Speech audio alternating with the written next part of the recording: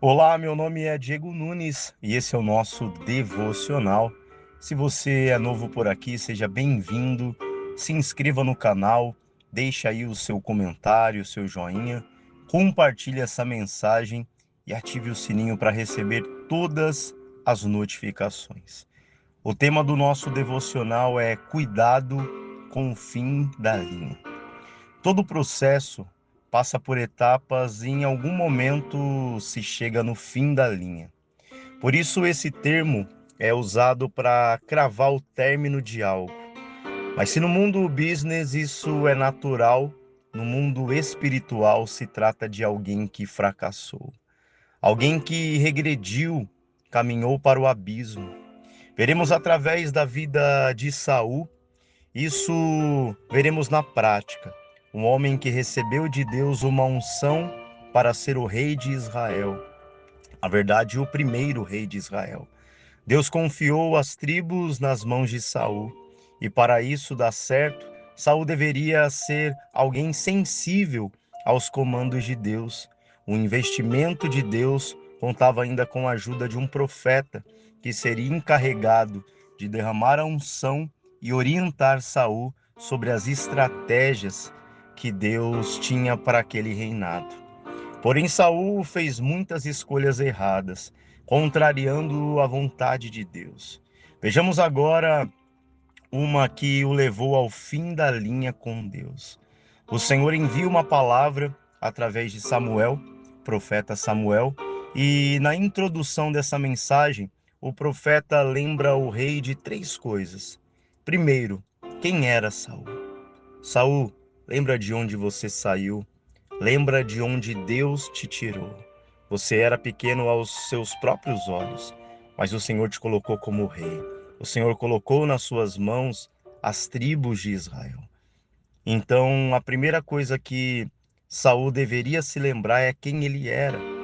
A segunda era quem o havia escolhido. Saul, por mais que o povo clamou por um rei, Deus escolheu você para ser esse rei. Nunca se esqueça que é a ele que você prestará contas. E terceiro, lembrou da unção, do azeite que fora derramado sobre ele. Você não dormiu, sonhou e acordou o rei, não. Foi derramada uma unção. Foi feito diante das pessoas, foi feito diante do povo. Você tem uma aliança com Deus. E qual era o plano de Deus? Que recado era esse que Samuel tinha para Saul? O plano de Deus era a destruição dos amalequitas, um povo nômade que habitava na zona sul da terra prometida e no deserto do Sinai. Este povo atacou o povo de Deus quando estes atravessavam o deserto do Egito. Isso você pode ver lá em Êxodo, capítulo 17, versículo 8. Então veio Amaleque e pelejou contra Israel em Refidim. Com isso ordenou Moisés a Josué: escolhe-nos homens e saí e peleja contra Amaleque amanhã. Estarei eu no cimo do outeiro e o bordão de Deus estará na minha mão. Fez Josué como Moisés lhe dissera e pelejou contra Amaleque. Moisés, porém, Arão e Hur subiram ao cima do outeiro. Quando Moisés levantava a mão, Israel prevalecia. Quando, porém, ele abaixava a mão, prevalecia Amaleque. Ora, as mãos de Moisés eram pesadas, por isso tomaram uma pedra e a puseram por baixo dele, e ele nela se assentou. Arão e Hur sustentavam-lhe as mãos, um de um lado e o outro do outro. Assim lhe ficaram as mãos firmes até o pôr do sol. E Josué desbaratou Amaleque e a seu povo a fio da espada.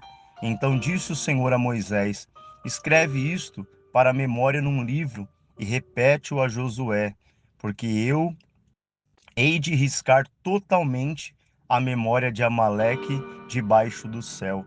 E Moisés edificou um altar e lhe chamou: o Senhor é minha bandeira. E disse: porquanto o Senhor jurou, haverá guerra do Senhor contra Amaleque de geração em geração. E por conta dessa batalha, Deus decreta o fim dos amalequitas.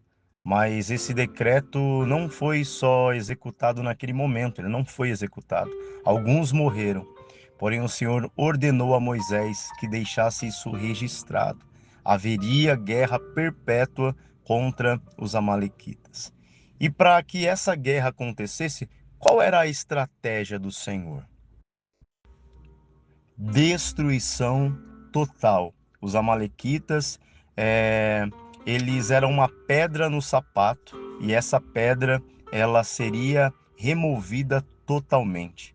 Antes de iniciar a batalha, o rei Saul oportunizou a saída dos queneus, que também eram um povo nômade que viviam em clãs na região de Canaã.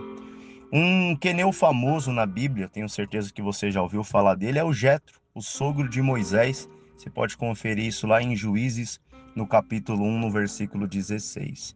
E chegou o momento. Saul cerca os amalequitas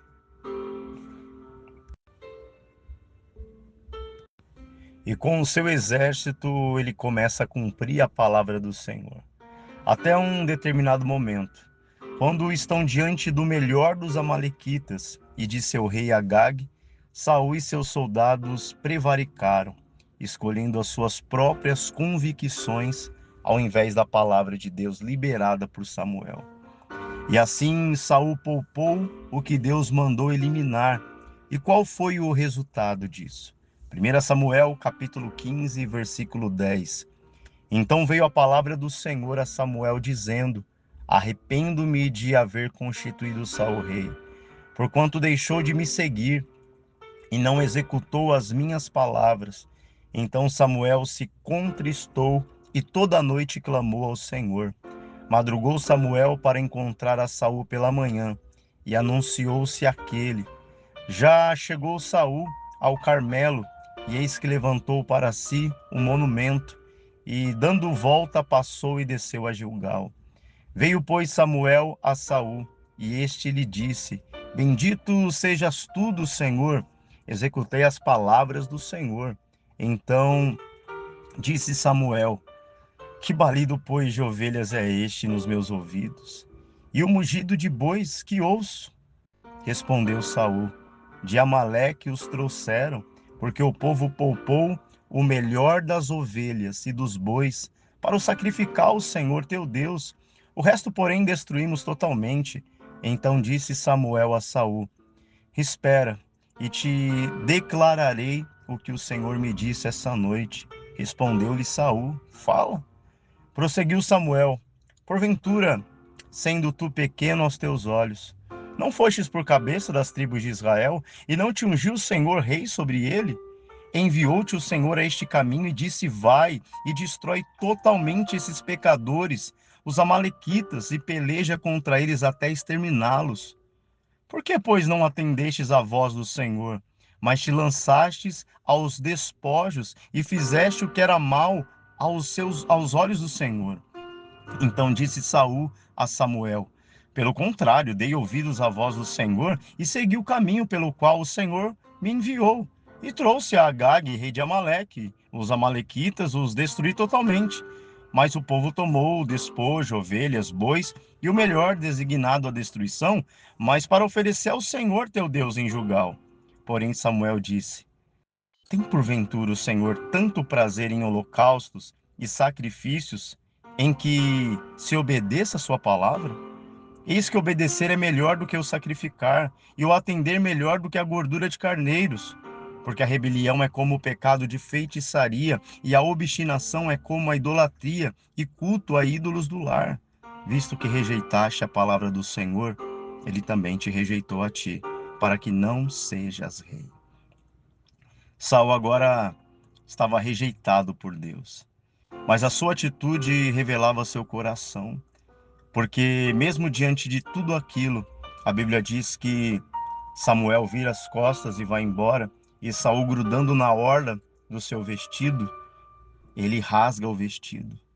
E Samuel se vira e diz: Isso aconteceu também hoje aqui. O Senhor rasgou o seu reinado diante de todos. O Senhor já te rejeitou, Saul. E Saul começa a insistir: mas vamos comigo. Essa conversa aqui, em outras palavras, é um particular, ninguém sabe que eu fui rejeitado. Vamos comigo, vamos adorar a Deus diante de todos. E de princípio Samuel resiste e Saul insiste: vamos comigo, vamos adorar. E o Samuel vai. E naquele momento Saul estava dizendo: ninguém precisa saber que Deus me rejeitou. Deixa eu continuar com a minha máscara. Samuel vai, mas pede para chamar Agag, que pensa que será liberado, pois o furor deve ter passado.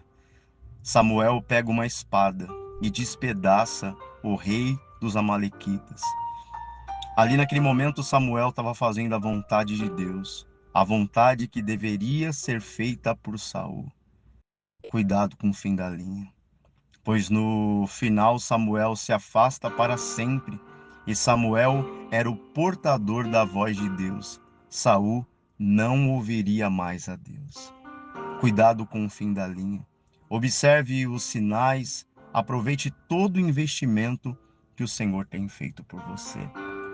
Eu quero iniciar hoje, através desse devocional, um estudo sobre a vida de Saul. Aqui nós vemos a rejeição, mas será que não poderia ser diferente? Olhando para a tua vida, olhando para a minha, será que não pode ser diferente? Então nós vamos estudar a história de Saul para que nós venhamos ver em Saul o que não pode ser visto em nós. Que o Senhor possa abençoar a tua vida. E mais uma vez eu te digo, cuidado com o fim da linha. Deus te abençoe, fique com Deus e até o próximo devocional.